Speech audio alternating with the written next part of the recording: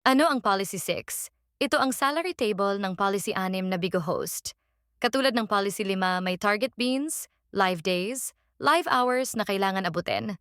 May tatlo dagdag na requirement na kailangan gawin. Kung hindi na kompleto, may bawas sa sahod nila. Ang host commission nakahiwalay sa tatlong hilera. Ang pangapat na hilera ay sahod pag nakumpleto, yung tatlo requirement.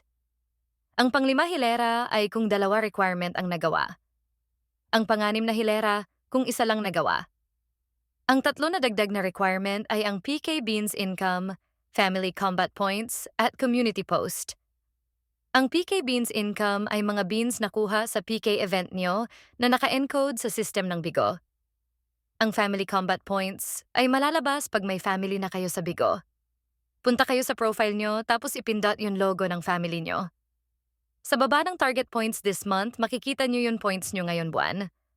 Ang community post, kailangan nyo sumali sa community muna bago kayo pwede mag-post. Selected lang ang community na mako-count.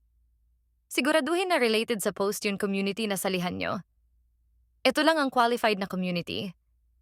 Kailangan mag-fill up ng form para makalipat ng Policy 5 papunta Policy 6 o Policy 6 papunta Policy 5. Kailangan tama ang na-fill up nyo kung mali. Hindi ma-approve yun paglipat ng policy. I-ask nyo ang agency manager para sa link ng transfer ng policy. Siguraduhin na intindihan ng policy bago maglipat.